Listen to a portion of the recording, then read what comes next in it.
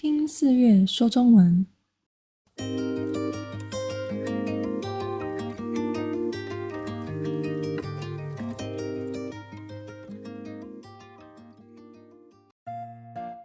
嗨，大家这周过得好吗？我大概上周的时候有去我之前同事的家参观，那他的家是在蛮繁华的都市，然后又是蛮新的大楼，整个都还蛮高级的。那就让我想到这些都市的房子其实非常的贵，对于台湾人来说都是觉得很难可以买到的。所以就想要跟你们分享，就是在台湾的房价到底有多贵，以及要买一间台北市的房子大概要花多少钱。希望对于台湾的房市有兴趣的人，可以多多少少有一些认识。那我就开始分享今天的主题：台湾的高房价。你有听说过台湾房价很贵吗？之前有讨论过台湾租屋的环境，有兴趣的话可以去听听看。那这次我想要讲的是关于台湾高房价的这件事。其实如果你有在研究，或是有台湾的朋友，应该都有听说过台湾房价很贵的事情。尤其在主要城市，像是台北市、新北市、台中市或是新竹市这些地方，常常有非常不可思议的价格。那到底是为什么会这么贵，以及多少钱可以买到怎样的房子呢？首先，我想和大家介绍台湾的房价会这么贵的主因。在台湾，房子我们经常又说房地产，意思就是它是一种财产，经常用来作为投资的项目。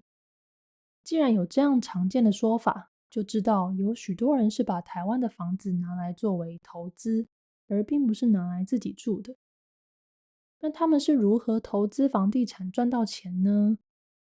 早期台湾的预售屋啊，也就是先卖后建的房子，是可以先用很少的钱买下一张像是合约的东西，之后可以再将那张合约直接转卖出去，用比较高的价格卖给下一个人。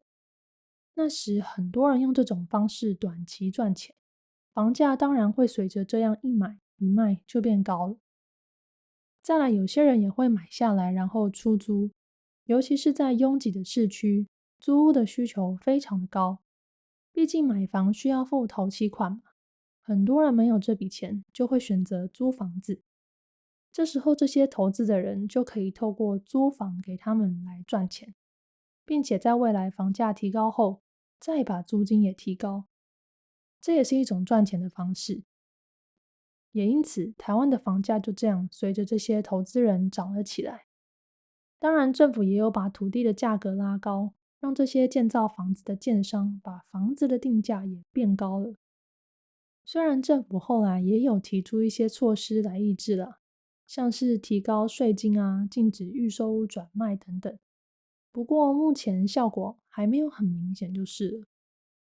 那么所谓房子很贵，到底是贵到什么程度呢？其实如果要认真的分析整个台湾的房价，要考虑的事情很多，所以我想用最有代表性、最贵的台北市来举例。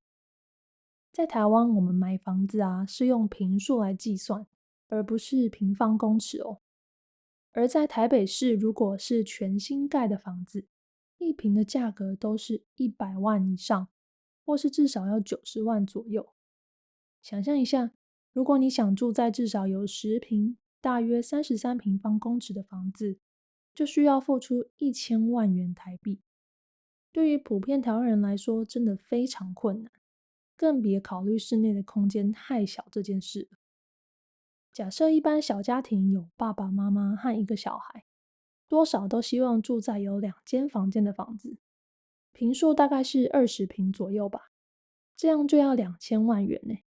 每个月换算可能需要付6到7万元，对于一般上班族来说，几乎是不可能达到的事。因此，讲到房价很贵这件事啊，不是只有针对房子的总价，而是大家的所得和房价已经差得太远，让大家有房子很贵的这种感觉。有人甚至说，为了买房可能要不吃不喝十几年，真的也不夸张。即使是想要买二手的中古屋，大多也没有到大家觉得合理的价格。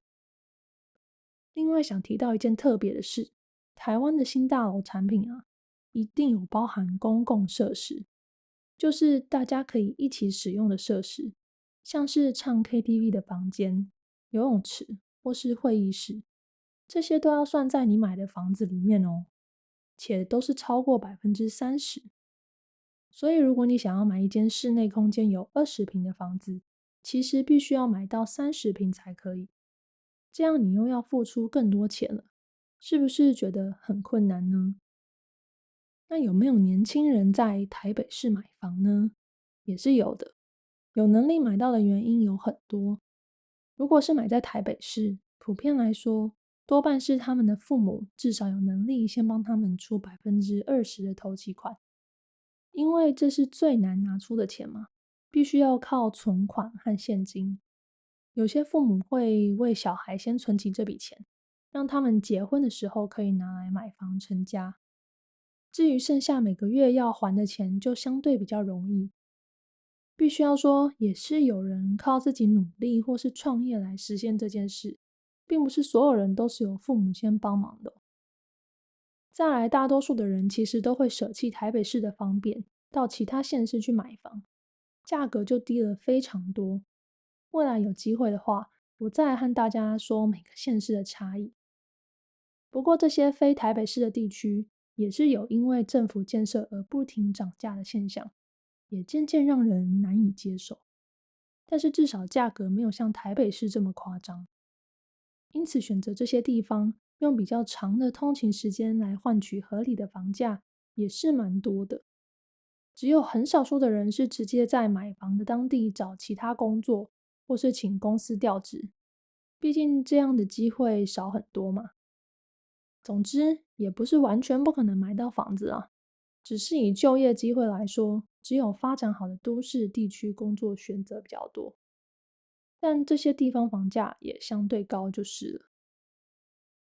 说了这么多，其实觉得好像还是不太够，但希望至少能让大家对台湾的房价先有一点点的认识。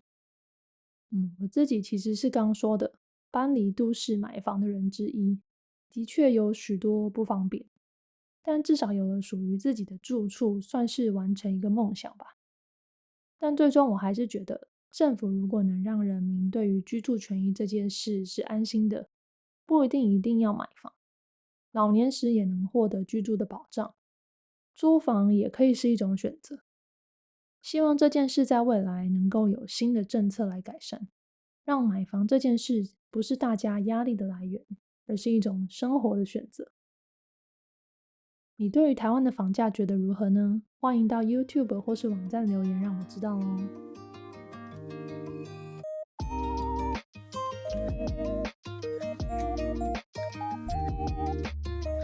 谢谢您收听我的节目，希望有帮助正在学中文的你。我有将逐字稿放在资讯栏中，如果有需要的话可以参考。我也会持续的更新，喜欢的话可以 follow 我。那我们下次见，拜拜。